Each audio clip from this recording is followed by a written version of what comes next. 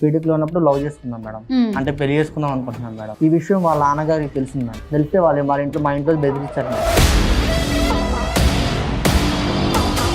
మా నాన్నగారికి మేము తెలిసిన తర్వాత ఎంత చెప్పినా ఎంత ఒప్పించినా కానీ అసలు వినడం లేదు.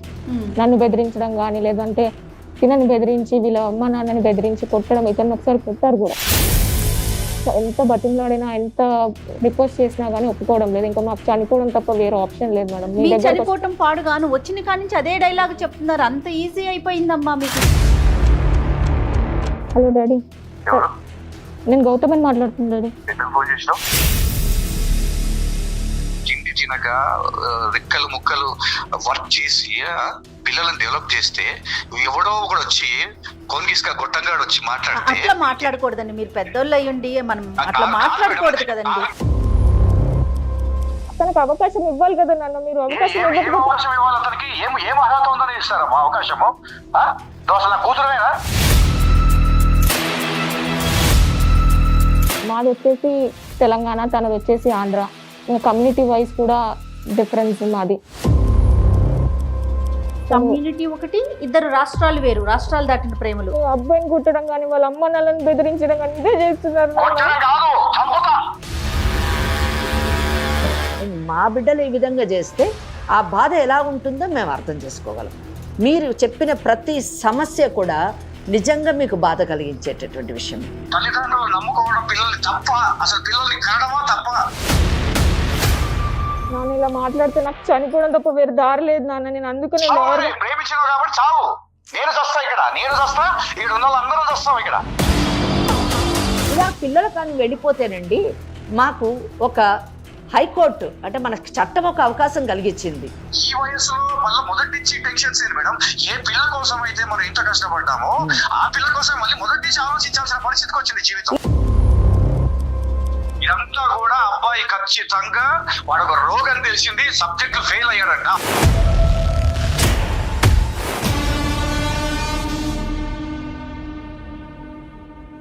లీగల్ అడ్వైస్ కార్యక్రమానికి స్వాగతం. అమ్మా నమస్తే. నమస్తే అండి. అమ్మా, గౌతమి, సందీప్ అనే ఇద్దరు పిల్లలు మన అప్రోచ్ అయ్యారమ్మా. మేమిద్దరం చనిపోదాం అనుకుంటున్నాం అంటే డిసైడ్ అయిపోయారనమాట. ఓకే, వాళ్ళకి అంత కష్టం అంత కష్టం ఏమొచ్చిందో ఒకసారి మనం తెలుసుకుందాం. అంటే ఇంట్లో తల్లిదండ్రులు ఉంటారు, సమాజం ఉంటుంది, చుట్టాలు ఉంటారు, ఇంకా వాళ్ళకి వేరే ప్రపంచంతో సంబంధమే లేదంటమ్మా. ఇద్దరు తనువు చాలిస్తారట. Oh my God. మరి వాళ్ళతోనే మనం మాట్లాడి తెలుసుకుందాము. నమస్తే అమ్మా. నమస్తే అమ్మా. చెప్పమ్మా సందీప్. లవ్ చేశాను మేడం. ఎవరు అసలు ఆ అమ్మాయి? ఎట్లా పరిచయం నీకు? నా కాలేజ్ లో పరిచయం మేడం. మీ క్లాస్మేట్? Junior madam. నాకు 2 years బ్యాక్ జూనియర్ అన్నమాట. ఎన్ని సంవత్సరాల నుంచి పరిచయం? అంటే బీటెక్ లో ఉన్నప్పుడే పరిచయం. ఓకే. బీటెక్ లో ఉన్నప్పుడు లవ్ చేసుకున్నాం మేడం. అంటే పెళ్లి చేసుకుందాం అనుకుంటున్నాం మేడం. బీటెక్ లోనే? బీటెక్ లోనే. ఓకే. వాళ్ళ పేరెంట్స్ ఒప్పుకోవట్లేదు మేడం. ఓకే. ఈ విషయం వాళ్ళ నాన్నగారికి తెలిసింది మేడం. తెలిస్తే వాళ్ళ ఇంట్లో మా ఇంట్లో బెదిరించారు మేడం. మీదే ఊరు? మాది విజయవాడ మేడం. అమ్మాయిది? నీదమ్మా? మహబూబ్ నగర్ మేడం. మహబూబ్ నగర్. ఓకే. అసలు సమస్య ఏంటి? అంటే వాళ్ళ ఇంట్లో ఒప్పుకోవట్లేదు మేడం. మేము ఇద్దరం కలిసి బతుకుదాం, చచ్చిపోతాం అవసరం అయితే. ఇంకా చచ్చిపోవటమే ఫైనల్? ఒప్పుకోపోతే చచ్చిపోతాం మేడం. నువ్వేమంటావు తల్లి? నేను అదే అంటాను మేడం. మా నాన్నగారికి మేము తెలిసిన తర్వాత ఎంత చెప్పినా ఎంత ఒప్పించినా కానీ అసలు వినడం లేదు. నన్ను బెదిరించడం కానీ లేదంటే తినని బెదిరించి వీళ్ళ అమ్మ నాన్నని బెదిరించి కొట్టడం, ఇతను ఒకసారి కొట్టారు కూడా. సో ఎంత ప్రయత్నించినా కానీ ఒప్పుకోవడం లేదు. సో మాకు ఇంకా ఏం ఆప్షన్ లేదు. అది ఒక్కటే ఆప్షన్. నేను ఒక్కతే అమ్మాయి మేడం. మీ నాన్నగారు ఏం చేస్తారు? నాన్నగారు బిజినెస్ మ్యాన్. మీ నాన్నగారు? మేడం తో మాట్లాడు ఒకసారి. మేడం నమస్తే మేడం. నమస్తే అమ్మా. పెద్దలు ఎందుకు ఒప్పుకోవట్లేదు? మా ఫాదర్ యాక్చువల్లీ బిజినెస్ మ్యాన్ అండి. నేను ఒక్కతే అమ్మాయి. చిన్నప్పటి నుంచి చాలా ముద్దుగా ఏ లోటు లేకుండా చూసుకున్నారు. సో నేను స్టడీస్ కని చెప్పి హైదరాబాద్ రావడం జరిగింది. సో ఇక్కడ బీటెక్ లో చదువుతున్నప్పుడు ఈ అబ్బాయి పరిచయం అయ్యాడు. ఒక 2 years నుంచి బాగా కేరింగ్ గానీ బాండింగ్ బాగా ఇదై నేను ఇంకా ఈ అబ్బాయిని పెళ్లి చేసుకుందామని అనుకుంటున్నాను. అది మా నాన్నగారితో చెప్పాను. బట్ మా నాన్నగారు అస్సలు మమ్మల్ని మీతో పాటు బీటెక్ చేశారు కానీ ఉద్యోగం లేదు. ప్రయత్నిస్తున్నాడు. అంటే ఎంతకాలం అయింది బీటెక్ కంప్లీట్ అయ్యి? చదువుతున్నారా? అయిపోయింది? 2 years అయిపోయింది మేడం. కంప్లీట్ అయ్యి 2 years అవుతుంది. మీరు ఇంకా చదువుతున్నానండి. 4th year అండి. ఓకే. సో అదే చెప్పాను కానీ వినడం లేదు. చంపేస్తా అంటున్నారు. ఉద్యోగం లేకపోవటం ఒక్కటే సమస్య, ఇంకేమైనా సమస్యలు ఉన్నాయా వారికి? వాళ్ళకి ఉద్యోగం కాకుండా వీళ్ళది పేద ఫ్యామిలీ మేడం. మీ నాన్నగారికి తెలుసా వాళ్ళ ఫ్యామిలీ బ్యాక్గ్రౌండ్ గురించి ఇవన్నీ నువ్వు చెప్పావా? మాట్లాడారా ఆయన? మాట్లాడారండి. సో అయినా కానీ వెళ్ళి బెదిరించడం కానీ, ఎలా చేసుకుంటావు, కొట్టడం కానీ ఇలా చేశారు మేడం. ఎంత బతిమలాడినా, ఎంత రిక్వెస్ట్ చేసినా గానీ ఒప్పుకోవడం లేదు. ఇంకా మాకు చనిపోవడం తప్ప వేరే ఆప్షన్ లేదు మేడం. మీ చనిపోవటం పాడుగాను వచ్చిన కాడి నుంచి అదే డైలాగ్ చెప్తున్నారు. అంత ఈజీ అయిపోయిందమ్మా మీకు. మీ ఇంట్లో పరిస్థితి ఏంటి? ఒప్పిస్తాను మేడం. నువ్వు ఒప్పిస్తావా? ఒప్పిస్తాను మేడం ఇంట్లో. కొద్దిగా నేను అదే ఏదో మంచి కష్టపడి జాబ్ తెచ్చుకొని అమ్మాయిని చూసుకుందామనే ఉద్దేశంతో ఉన్నాను మేడం.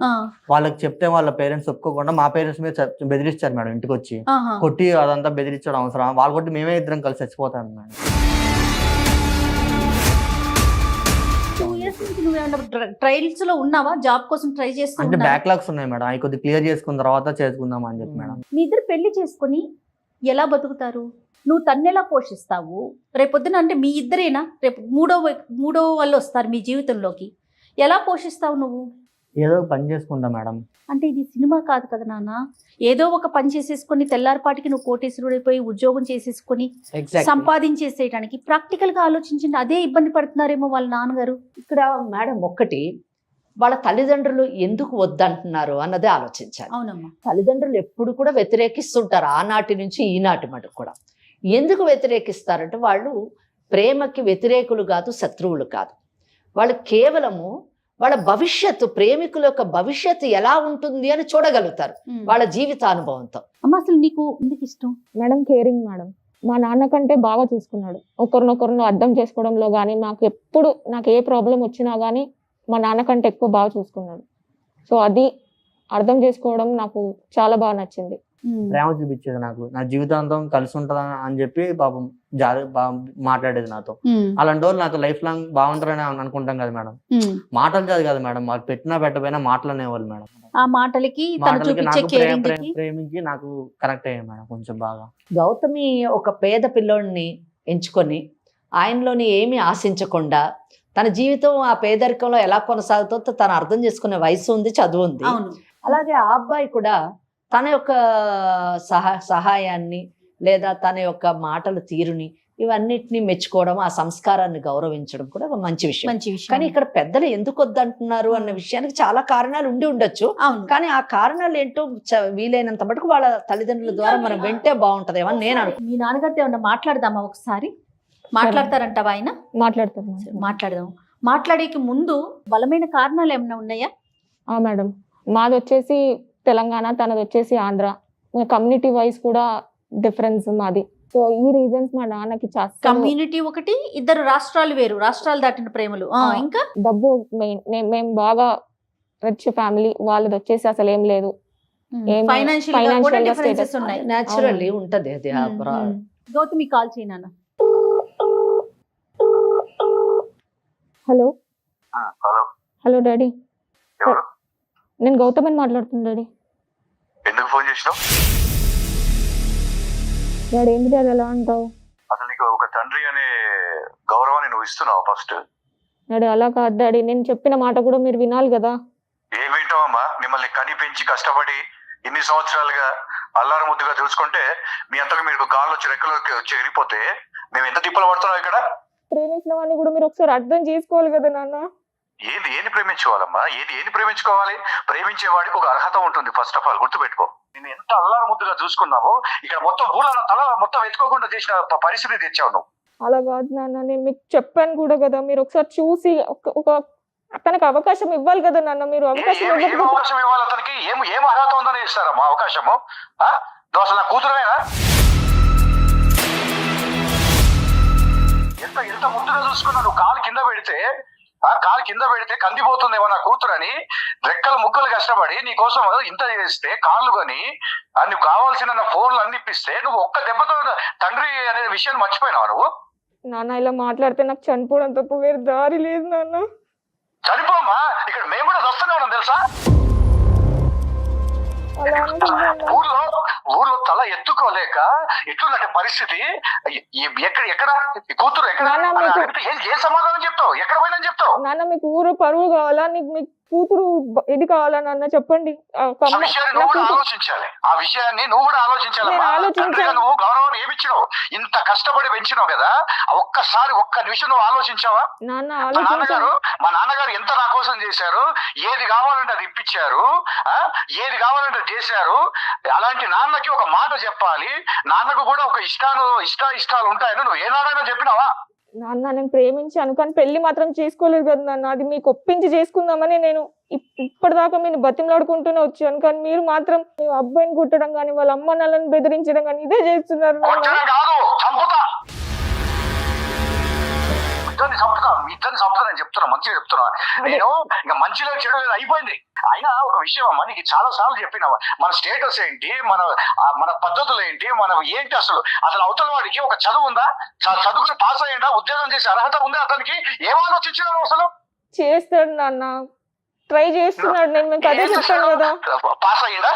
అవ్వలేదు కానీ ట్రై చేస్తున్నాడు నాన్న. మళ్ళీ బ్యాక్ రాస్తున్నాడు. నువ్వు చూస్తలేవా మన ఫ్యామిలీలో ఫారిన్ కంట్రీస్ వెళ్ళిన వాళ్ళే, చదువుకున్న వాళ్ళకి ఉద్యోగాలు లేక రోడ్ల మీద పెట్రోల్ బంకులో పనిచేస్తున్నారు. ఈ ఊర్లలో ఉండే వాళ్ళు వీళ్ళు ఎలా నేర్చుకుంటారు, ఎలా పాస్ అవుతారు, ఎలా నిన్ను పోషిస్తారు, ఎలా చెప్పు, నువ్వే చెప్పు. ఏదో ఒక రకంగా పెట్టి పోషిస్తారు. ఏదో ఒక రకంగా ఎట్లా పోషిస్తారే నాకు అర్థం కాదు. ఏదో రకంగా ఎట్లా పోషిస్తారు నాన్న? మీరు మాట్లాడితే నాకు చనిపోవడం తప్ప వేరే దారి లేదు. అందుకనే మీరు చేసిన పనికి నేను ప్రతి నిమిషం చచ్చిపోతున్నా ఇక్కడ. నాకు అసలుకి ప్రతి నిమిషం చచ్చిపోవాలి నేను. ఎంత పని చేశాడు, చెప్పకుండా చెయ్యకుండా ఒక మాట అడగాలి కదా. నీకు ఏం తక్కువ చేసినావు, నేను ఏం తక్కువ చేసినావమ్మా మీకు ఎవరి దగ్గర ఎవడొక వేస్ట్ ఫేవర్ దగ్గరికి ఒక వాడు చదువు నేను అన్ని ఎంక్వైరీ చేసిన, ఒక కాలేజీలో పాస్ మార్క్ లేదు, ఒక అటెండెన్స్ లేదు, అట్లాంటి వ్యక్తి దగ్గర నువ్వు పెట్టుకుంటే ఏ విధంగా నువ్వు జీవితాన్ని ముందుకు తీసుకెళ్తావు? నాన్న నేను చెప్పేది ఒకసారి వినండి. నేను ఒక్కసారి ఆ అబ్బాయితో కూర్చొని మాట్లాడి వినండి నాన్న. ఒక్క నిమిషం నువ్వు ఆగు. ఇప్పుడు పోనీ మన ప్రాంతం వాళ్ళ, ఎక్కడో పక్క రాష్ట్రం వాళ్ళు, తెలుగు మాట్లాడినా సరే పక్క రాష్ట్రం వాళ్ళు, తర్వాత అసలు మన క్యాస్ట్ గురించి నువ్వు ఆలోచించినావా? మనకు ఒక స్టేటస్ గురించి నువ్వు ఎప్పుడైనా ఆలోచించినావా? నేను నీకు చిన్నప్పుడు చెప్పేమని గుర్తుందా? నేను ఇళ్ళ రికం తెచ్చుకుంటానమ్మా నీకోసం ఎంత ఖర్చు పెట్టైనా సరే నేను అన్నానా లేదా? అవునా, కరెక్ట్ అన్నారు. మరి ఇప్పుడు నువ్వు అసలు నా కళ్ళ ముందే లేకుండా ఎక్కడికి వెళ్ళిపోతా అంటే ఎన్ని విధాలుగా నా పరుగు తీసినావు. ఊర్లో ఉండే పరిస్థితి లేదు, బయటకు వెళ్ళి కదలడానికి లేదు, కులం వాళ్ళు అడుగుతున్నారు. ఏంది ఇది? నాన్న ఇలా మాట్లాడితే నాకు చనిపోవడం తప్ప వేరే దారి లేదు నాన్న. నేను అందుకనే ప్రేమించినావు కాబట్టి చావు. నేను చస్తా ఇక్కడ ఉన్న వాళ్ళందరూ చస్తాం ఇక్కడ. నువ్వు ఒకదానివే కాదు, నీ వల్ల అందరు సమస్యలు అనుభవిస్తున్నారు. నాకు ఎంత నరకం ఉందంటే, నేను ఎప్పుడు నా జీవితంలో నాకు ఆస్తులు లేకపోయినా, తల్లిదండ్రులు ఇచ్చినా లేకపోయినా నేను ఎప్పుడు బాధపడలే. నా కూతురు కూతురు కూతురు కూతురు అని చెప్పుకొని తిరిగినా కదా, అదే చివరికి నాకు శాపంగా మారిపోయింది. మీరు కూతురు అని అంటున్నారే కానీ మీరు అలా అర్థం చేసుకోవట్లేదు నాన్న. మీరు నేను ప్రేమించానని చెప్పినప్పుడు ఒక్కసారి కూర్చొని మాట్లాడాలి కదా. నేనైతే రాను నాన్న. నేను ఉంటే ఆయనతోటే ఉంటాను, పెళ్ళంటూ చేసుకుంటే అబ్బాయినే చేసుకుంటాను. నేను నాకు అర్థం అయితలేదు ఎందుకు ఇట్లా మాట్లాడుతున్నావు. పక్కన మాట్లాడిస్తున్నాడా? నాన్న నేను చనిపోతాను నాన్న మీరు ఇట్లా చేస్తే. సావే, నువ్వు సావు, లేదంటే నేనే వచ్చి చంపుతా. ఎక్కడన్నా చెప్పండి. ఆగండి ఒకసారి ఇటు హలో, నమస్తే అండి. నేను జయానండి, సుమన్ టీవీ నుంచి మాట్లాడుతున్నాను, లీగల్ అడ్వైజ్ అనే ప్రోగ్రామ్ నుంచి. పాప అంటే తప్పుగా అనుకోకండి, మీ బాధని మేము అర్థం చేసుకోగలము. స్టూడియోకి వచ్చిందండి పాప, గౌతమి అండ్ తన బాయ్ ఫ్రెండ్ని తీసుకొని ఇక్కడికి వచ్చింది. నాతో పాటు లీగల్ అడ్వైజర్ మన వెంకటేశ్వరి గారు ఉన్నారండి. పిల్లలు అంటే ఎలాంటి నిర్ణయంలో ఉన్నారు అంటే ఇంకా ఇదే ఫైనల్ అన్నట్లుగా మాట్లాడేసరికి ఒకసారి మీతో మాట్లాడదాము, ఏంటి అసలు ఈ పరిస్థితికి గల కారణాలు ఏంటి అనేసి కాల్ చేశానండి. నేనే చేయమన్నాను. మేడం, ఇది చెప్పాలంటే ఒక తండ్రిగా పరువు తక్కువ, సిగ్గు తక్కువ విషయాలు ఇవన్నీ కూడా. కాకపోతే నాలాగా ఈ తండ్రుల ఆవేదనలు కూడా నేనంటే ఏం మాట్లాడే పొజిషన్ లేను మేడం. ఎందుకంటే ఎట్లా ఉందంటే పరిస్థితి చెప్పలేము. ఇక్కడ మాకు ఊర్లో నేను ఎంతో అల్లారు ముద్దుగా పెంచుకున్న అమ్మాయి ఈరోజు ఇలా చేస్తుందంటే అది ఒక తండ్రిగా అంటే సరే, ఈ సమాజంలో తండ్రులు పడుతున్న కష్టాలు నష్టాలు కూడా మీరు తెలుసుకోవాల్సిందే. తప్పకుండా అండి, తప్పకుండా. మీకు ఆ గౌరవం ఇవ్వాలన్న ఉద్దేశంతోనే మీకు ఒకసారి ఫోన్ చేయమని చెప్పాం. పిల్లల మాట వినకుండా మీరు అంగీకరించకపోవటానికి బలమైన కారణాలు మీ వైపున ఉన్నవి. మేడం, ఇక్కడ ఏంటంటే అండి, చాలా మంది సెంటిమెంట్ ఫెలోస్ గా చాలా మంది ఉంటారు మేడం. చిన్నప్పటి నుంచి అందరూ కూడా ఈ కాలంలో ఎవరు లేరు. కానీ తండ్రిగా మాత్రం ప్రతి ఒక్క వ్యక్తి ఇలానే ఆలోచిస్తాడని మాత్రం నేను ఒక తండ్రిగా అనుకుంటున్నా. అయితే ఒక అమ్మాయిని అసలు ఒక అమ్మాయి పుట్టంగానే అమ్మాయి భవిష్యత్తు గురించి ఆ అమ్మాయి ఇలా ఉండాలి, ఇలా తిరగాలి, ఇలా ఒక అబ్బాయితో ఇచ్చి పెళ్లి చేయాలి, ఇలా ఫ్యూచర్ లో వాళ్ళు ఒక ఇంట్లో ఉంచాలి అని మేము కష్టపడింది ఎందుకు మేడం? చిన్నప్పటి నుంచి కూడా తిండి తినక రెక్కలు ముక్కలు వర్క్ చేసి పిల్లలను డెవలప్ చేస్తే ఎవడో ఒకడు వచ్చి కోన్గిస్కా గొట్టంగాడు వచ్చి మాట్లాడితే అట్లా మాట్లాడకూడదండి. మీరు పెద్దోళ్ళు అయ్యుండి మనం అట్లా మాట్లాడకూడదు కదండి. మేడం ప్రేమించిన వ్యక్తికైనా ఫస్ట్ ఆఫ్ ఆల్ ఒక అర్హత ఉండాలి మేడం. నేను కనుక్కున్నా, వ్యక్తి గురించి కనుక్కున్నా. అర్హత అంటే మీరు అంగీకరించకపోవడానికి కారణం ఏదన్నా చెప్పండి ఒక్కసారి నాకు. నా కూతుర్ని నేను బాధ్యతగా పెంచి ఎప్పుడో చిన్నప్పటి నుంచి నేను ఆస్తులు ఆ పిల్లకు కూడబెట్టుకుంటూ వస్తున్నా. ఓకే ఓకే కూడబెట్టుకుంటూ వస్తున్నా. అవతల వ్యక్తి ఎలా ఉన్నాడంటే నేను కొన్ని విషయాలు తెలుసుకున్నా. కేవలం ఆస్తి కోసమే ఈ ట్రాప్ జరుగుతుందని. ఇదంతా కూడా ఒక ట్రాష్ మేడం.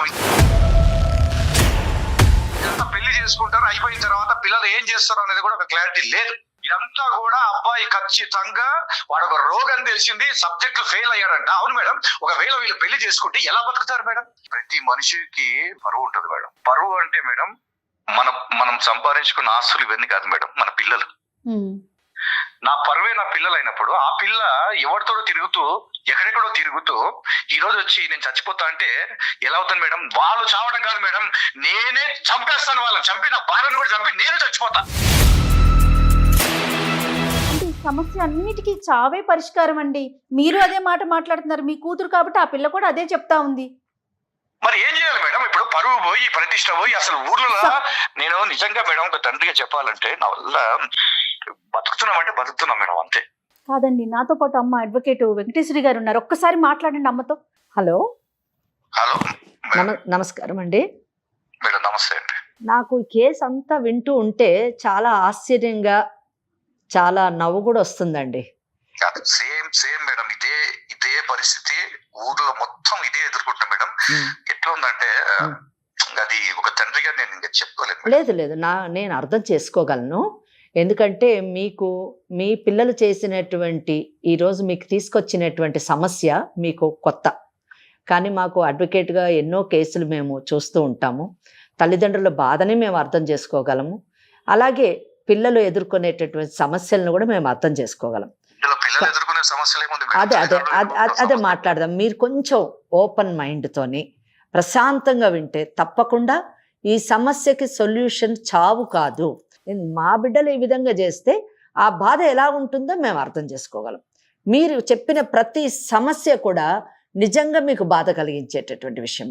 ఈరోజు వాళ్ళు చేసినటువంటి పని మీకు ఊర్లోని మీరు తలెత్తుకోలేకుండా సమాధానం చెప్పలేనటువంటి ఒక భయంకరమైనటువంటి బాధ పరిస్థితిలో మీరు ఉంటారన్నది నేను అర్థం చేసుకోగలను. లేదు మేడం, బాధని కాదు మేడం. చెప్పాలంటే ఎట్లంటే అసలు మేమిద్దరం భార్యాభర్తల ముందు చచ్చిపోవాలనిపిస్తుంది. కానీ ఫస్ట్ దీనికి అంతటికి ఇలాంటి ఈ సంఘటన అంటే ప్రతి తండ్రి కూడా ప్రతిసారి ఇలా ఎందుకు రియాక్ట్ అవుతుంటారు మేడం అంటే ఇలా తల్లిదండ్రులు నమ్ముకోవడం పిల్లల్ని తప్ప, అసలు పిల్లల్ని కనడమా తప్ప. కనీసం నా లైఫ్ అయినా వాళ్ళకి మెసేజ్ ఇస్తుందేమో అనేసి చివరిసారిగా నేను ఇలా ఎవరు చేయకూడదని అంత గట్టిగా నిర్ణయం తీసుకున్నాను మేడం. ఎందుకంటే తిండి తినబుద్ధి అవ్వట్లా, అసలు ఒక బయటికి వెళ్ళబుద్ధి అవ్వట్లా. ఎందుకురా ఈ జీవితం, ఈ పిల్లని ఎందుకురా కన్నాం, ఎందుకురా నాయనా అనేసి. అదే విషయమే ఈ అమ్మాయి ఒక మాట చెప్పింటే వీళ్ళు చెప్పకుండా వెళ్ళిపోయి ఎక్కడికి వెళ్ళిపోయి ఫోన్ చేస్తే నేను ఇక్కడ ఉన్నానని చెప్తే ఎట్లా మేడం? ఒక తండ్రిగా నాకు బాధ్యత ఉంటుంది. నేను ఇప్పటికీ మేడం తప్పు ఎక్కడ ఉందో ఆలోచిస్తూనే ఉన్నాను. కానీ ఒక మాట నాన్న ఇలా జరిగిందని చెప్పకుండా వెళ్ళిపోయి ఊరు మొత్తం పరువు తీసేసి ఇప్పుడు వచ్చి ఇంత బహిర్గతంగా చేస్తే ఎలా మాట్లాడతాం మేడం? ఇది 100% రాంగ్ అండి. నేను మీతో పూర్తిగా ఏకీభవిస్తున్నాను. ఇప్పుడు ఎందుకు భయపడ్డారు అంటే ఆయన ఒక 3 కారణాలు చెప్పారమ్మా తనతో మాట్లాడినప్పుడు. ఒకటి కమ్యూనిటీ, ఒకటి రాష్ట్రాలు వేరు, ఒకటి ఆస్తులు అంతస్తులు. అవి 3 ఆయన చెప్పినవి నిజాలు.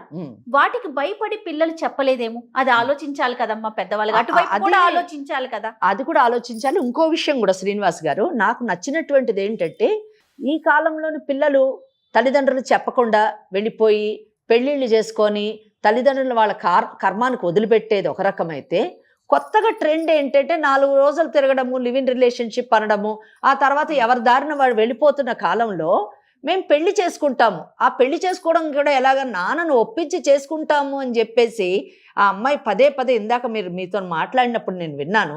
ఇక్కడ మీ పెంపకం యొక్క గొప్పతనం మాకు కనిపిస్తుంది, వాళ్ళలో ఉన్నటువంటి నిజాయితీ కూడా మాకు కనిపించింది. నిజం చెప్పాలి అదే మేడం, అదే నిజాయితీ ఎక్కడ పోయింది అసలు? ఈ కాలాలు ఎట్లున్నాయి మేడం, ఊళ్ళో కూడా చూస్తూనే ఉన్న పరిస్థితులు. 2 రోజులు 3 రోజులు పోతారు, పోయిన తర్వాత ఏదేదో జరుగుతుంది, మొత్తం అయిపోయిన తర్వాత నాన్న అంటే ఏం చేయాలి, ఎవరు చేసుకుంటారు ఆ పిల్లని? కరెక్ట్ ఎంత హీనంగా చూస్తారు. కరెక్ట్. అటువంటి పరిస్థితిలోకి మనం తోయకూడదు. మనము వాళ్ళకు అండగా నిలబడి ఒక సాంప్రదాయ పద్ధతిలోని, ఒక సామాజిక పద్ధతిలోని, నైతిక విలువలతో కూడినటువంటి ఒక బంధాన్ని మనం ఏర్పాటు చేసి మనం వెనక అండగా నిలబడినప్పుడు తప్పు చేసేటటువంటి అవకాశం ఉండదు. ఆ అవకాశం మీ పిల్లలు మీకు ఇచ్చారు, మేము కూడా దానికి అంటే మీతోని సహకరించాలి అని అనుకుంటున్నాము.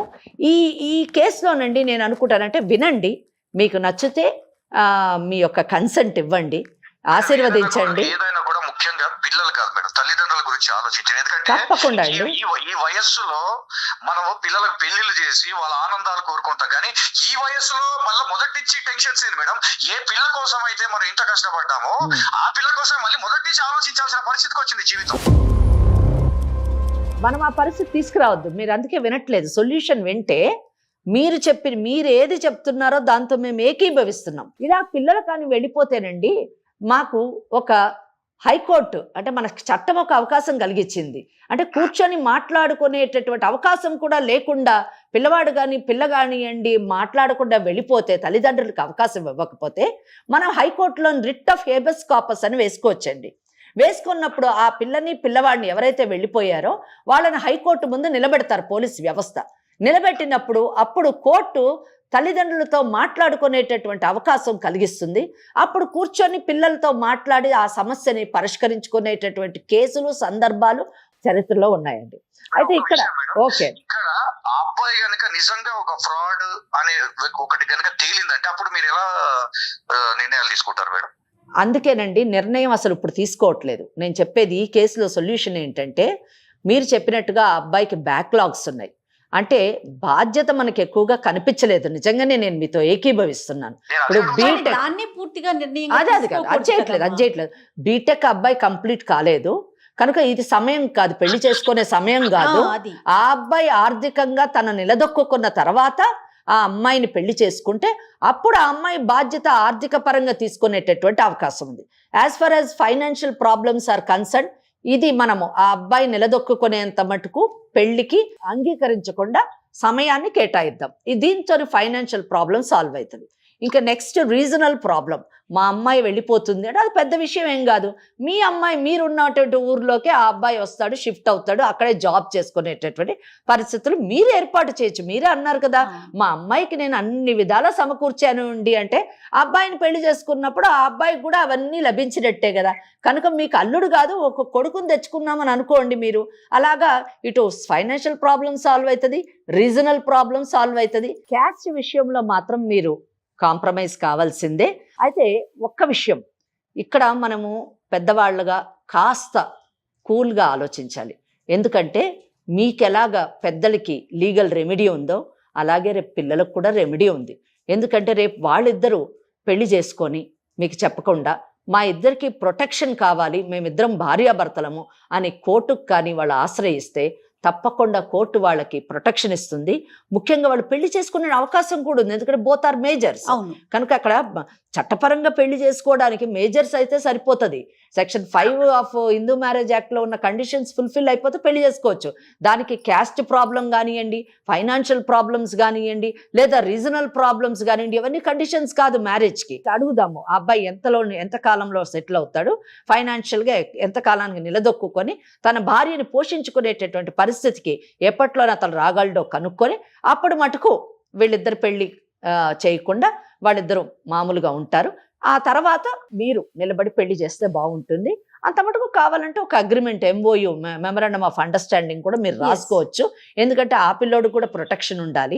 ఈ లోపల మీరు మీ అమ్మాయికి బలవంతంగా వేరే పెళ్లి చేసినా అది కూడా చాలా ప్రాబ్లమాటిక్ అవుతుంది. కాబట్టి ఆ అబ్బాయికి ప్రొటెక్షన్ ముగ్గురు కలిసి, అంటే వాళ్ళ తల్లిదండ్రులు, మీ తల్లిదండ్రులు, ఈ పిల్లలిద్దరూ కలిసి 3 పార్టీలుగా ఒక మెమరాండమ్ ఆఫ్ అండర్స్టాండింగ్ చేసుకొని ఆ కండిషన్స్ ప్రకారం వెయిట్ చేయండి. అందులో ఏ కండిషన్ తప్పినా కానీ కోర్టుకు వెళ్ళేటటువంటి అవకాశం ఉంది అని రాసుకుంటే బాగుంటుందని నేను అనుకుంటున్నాను. ఈ దిశలో ఆలోచించండి. మరి ఏమంటారు మీరు? తప్పకుండా మేడం. నేను అంటే ఒక బాధ్యత గల తండ్రిగా నేను కూడా ఆలోచించాల్సిన బాధ్యత, ఎందుకంటే పిల్లలు మనకు సర్వస్వాన్ని మనం ఎప్పటికీ అనుకుంటుంటాం మేడం. అంతే కదా. కాబట్టి ఇన్ని రోజుల నుంచి నేను ఎదురు చూస్తూ వచ్చాను, లేకపోతే ఎప్పుడో ఏదో చేసేవాడిని. కాకపోతే ఇప్పుడు ఏంటంటే మేడం, మీరు చెప్పినది అది బాగానే ఉంది. నేను కూడా మీరు అన్నట్టుగానే మీ అండర్ కవర్ లోనే ఒకసారి కలిసి మాట్లాడుకొని మనము ఆ అబ్బాయి ఇప్పుడు ఉన్నది ఏంటంటే అండి, ఆ బీటెక్ బ్యాక్లాగ్స్ క్లియర్ చేయాలి, జాబ్ సంపాదించుకోవాలి. ఇదంతా ఎంత టైంలో చేయగలుగుతాడు? అదే మేడం, నేను ఫస్ట్ నుంచి అసలు ఒకసారి ఒక పనికి వాళ్ళ పని చేసేటప్పుడు ఒకసారి ఆలోచించుకోవాలి. ఏది లేకుండా వెళ్ళిపోయి అసలు ఏంటి, ఒక మనిషి అందంగా ఉంటే వెళ్ళి ప్రేమించాడు మేడం, ఇదే సమాజమా ఇది? అదే అందుకనే ఇప్పుడు ఈ విధంగా మనం పరిష్కరిద్దామండి. మీరు తప్పకుండా మీరు నాకు ఫోన్ చేయడం అనేది చాలా సంతోషకరమైన విషయం. నేను దేనికైనా రెడీగానే ఉన్నాను మేడం. కాకపోతే ఎవరికి వాళ్ళ నిర్ణయాలు తీసుకోండి, ఇక మేమెందుకు పెడతాం? లేదులేండి, పిల్లలు కదా. ఏమమ్మా నువ్వేం చెప్తే ఇప్పుడు మేడం చెప్పిన దానికి మీ నాన్నగారు ఒప్పుకుంటున్నారు. ఏమండి శ్రీనివాస్ గారు, అంతే కదా? మేడం నేనైతే మీరు చెప్పినట్టు వింటున్నాను మేడం. నేను ఖచ్చితంగా అబ్బాయి నిలబడతాడు అనుకున్నట్టు ముందుకు వెళ్ళి ఒక ఆర్థిక సంపాదన పరంగా నిలబడతాడని ఒక నమ్మకం కలిగితే మాత్రం నేను ఒకసారి ఆలోచిస్తాను మేడం. ఏమన్నా నువ్వేమంటావు? నేను ఒప్పుకుంటాను మేడం. కానీ ఈ అబ్బాయి సెటిల్ అయ్యేంత వరకు ఈ అబ్బాయి జోలికి గానీ వాళ్ళ పేరెంట్స్ జోలికి గానీ వెళ్ళను అని మీరు మా ఈ ముందర మీరు మా నాన్నగారితో ఒప్పిస్తే మాత్రం నేను ఉంటాను. ఎందుకంటే మా నాన్న విషయం నాకు తెలుసు. సందీప్ నువ్వేమంటావమ్మా? సార్ కూర్చొని మాట సరిపోతుంది, మా పేరెంట్స్ వాళ్ళ పేరెంట్స్. నువ్వు బ్యాక్లాగ్స్ ఎప్పుడు క్లియర్ చేస్తావు? నువ్వు జాబ్ ఎప్పుడు సంపాదించుకుంటావు? ఆర్థికంగా నువ్వు నిలదొక్కుకోవడానికి మాకు ఎంత టైం కావాలో చెప్పు. మేము వాళ్ళ ఫాదర్తో మాట్లాడతాము. ఈ అమ్మాయిని అంత మటుకు వాళ్ళ తండ్రితో ఉంటుంది అమ్మాయి. అది మాకు కావాల్సి. నీకు ఎంత టైం కావాలి? నాకు ఒక 3 years కావాలి మేడం. ఇదండి శ్రీనివాస్ గారు, ఒక 3 సంవత్సరాల టైం అడుగుతున్నాడండి సందీప్. మేడం ఒక ప్రశ్న, ఇప్పుడు ఈ 3 సంవత్సరాల పాటు మా అమ్మాయి మా ఇంట్లోనే ఉండాలండి. 3 సంవత్సరాల పాటు కాదండి, ఈ క్షణమే మీ ఇంటికి పంపుతాం. ఈ క్షణమే. మీరు పెద్దవాళ్ళు చెప్తున్నారు కాబట్టి నేను కూడా ఆలోచించి నిర్ణయం తీసుకుంటాను మేడం. మీరు చెప్పినట్టే నేను చేస్తాను. తప్పకుండా. 3 years అతను టైం అడుగుతున్నాడు కదా, అతను బ్యాక్లాగ్స్ గానీ అసలు ఎలా నిలబడతాడు అనేది అది అబ్జర్వేషన్ జరుగుతూ నాకు ఒక రిపోర్ట్ అనేది ఎప్పటికప్పుడు కావాలి మేడం. తప్పకుండా ఉంటాను. ఆ తర్వాత నేను మీరు అన్నట్టే పాజిటివ్ గా కనుక నాకు అనిపించి అబ్బాయి అనుకున్న విధంగా ప్రయత్నం చేయగలిగితే మాత్రం నేను తండ్రిగా తీసుకోవాల్సిన నిర్ణయాలు నేను తీసుకొని పాజిటివ్ గానే తీసుకుంటానని మాటిస్తున్నాను. అది పాప ఒకసారి మాట్లాడుతుందంట, ఒక్క నిమిషం అండి. నాన్న చెప్పమ్మా. సారీ నాన్న. సరే మండి, నేను ఏంటంటే ఆ మాట నేనేం మాట్లాడలే పొజిషన్ లేదమ్మా, ఎందుకంటే పెద్దలు మాట్లాడారు, అన్నీ అయిపోయినాయి. వాళ్ళు చెప్పిన నిర్ణయాల ప్రకారం నేనైతే వాళ్ళ మాటని వినాలనుకుంటున్నాను. నువ్వు తండ్రి మాట నిలబెడతావా, ఏది మంచి ఏది చెడు అని నాకంటే గొప్పగా చెప్పేవాళ్ళు అక్కడ ఉన్నారు. కాబట్టి నువ్వు ఆలోచించుకొని నిర్ణయాలు తీసుకొని వస్తే నాకు అనుకున్నట్టుగా అతను మారినట్లయితే నేను నా అభిప్రాయాలు నేను చేయాల్సినవి నేను చేస్తాను. సరే నాన్న, ఇంటికి వస్తాను నాన్న. సరే, చాలా సంతోషం శ్రీనివాస్ గారు. Okay madam. నమస్తే అండి. శ్రీనివాస్ గారు, పెళ్లికి పిలవాలి మమ్మల్ని. చూద్దాం మేడం, మనం ఫస్ట్ ఆఫ్ ఆల్ అనుకున్నట్లు జరిగితే దాని ప్రకారం తప్పకుండా మీరు పాజిటివ్ గా ఉండండి. ఆ అబ్బాయికి కూడా మేము చెప్తాము, కౌన్సిలింగ్ చేస్తాము. తప్పకుండా మేడం. రైట్ అండి. నమస్తే. ఓకేనమ్మా, నమస్తే.